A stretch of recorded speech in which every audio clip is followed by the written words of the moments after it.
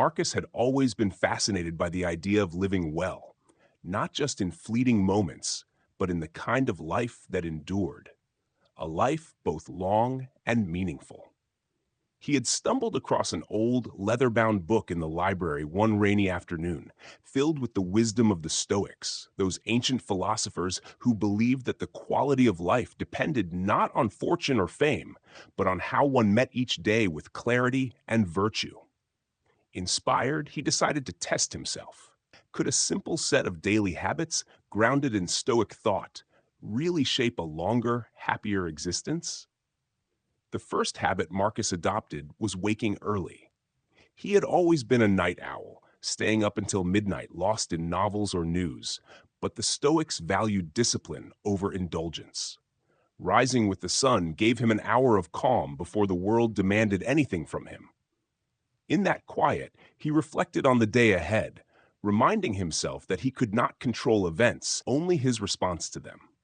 Next, he embraced journaling. Every morning, he wrote down 3 things he wanted to achieve that day and 3 things he was grateful for. By evening, he reviewed his actions, noting where he had acted wisely or allowed emotions to overrule reason. Over time, he noticed how this habit clarified his priorities.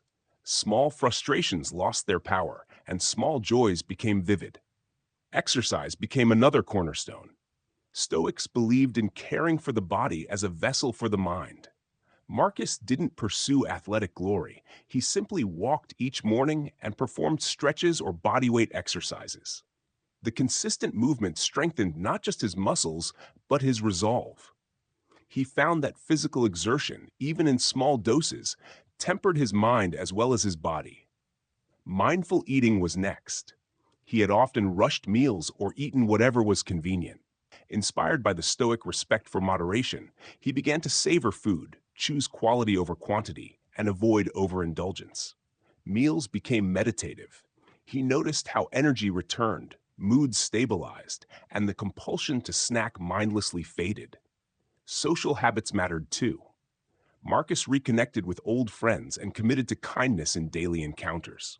Stoicism emphasized empathy and community. One could not flourish in isolation. By listening deeply, offering small acts of generosity, and forgiving easily, he built a web of support that enhanced both his happiness and resilience. Reading became a ritual, not endless entertainment, but thoughtful engagement with philosophy, history, and literature. Each passage offered perspective, the fleeting nature of wealth, the inevitability of death, the power of reason. These reflections reminded Marcus to focus on what truly mattered and to release attachment to trivial concerns.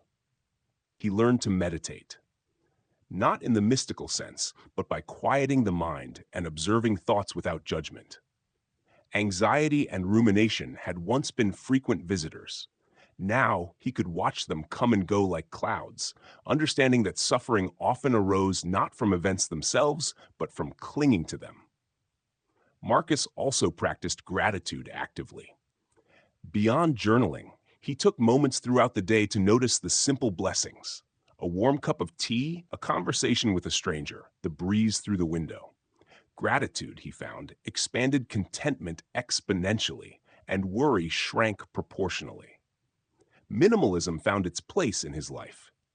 He began to simplify possessions, focusing on what was necessary or truly meaningful.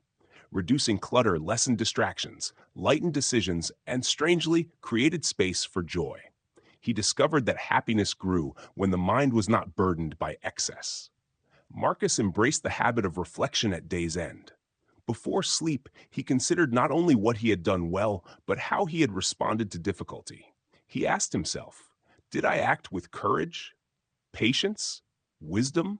The answers shaped his growth incrementally. He understood that happiness was less a destination than a daily practice. Time outdoors became sacred. Long walks in the park, observing nature, or simply sitting under a tree restored perspective.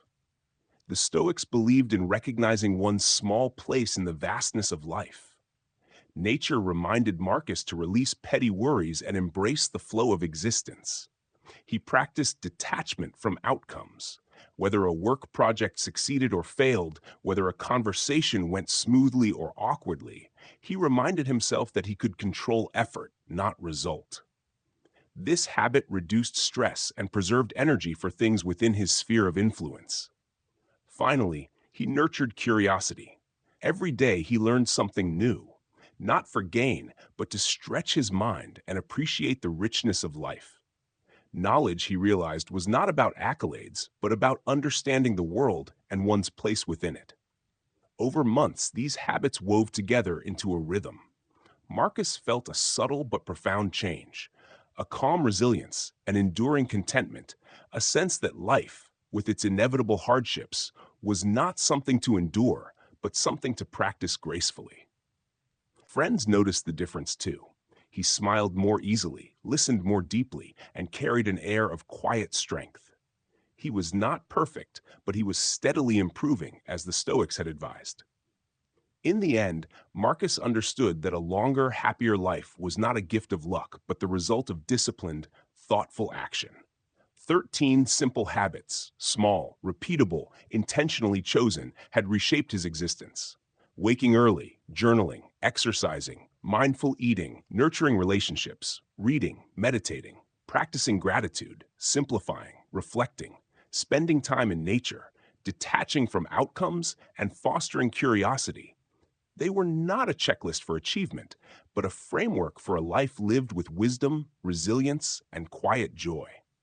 And in practicing them, Marcus discovered that happiness was not hidden in distant fortunes, but patiently cultivated in the everyday, ordinary moments he had once overlooked.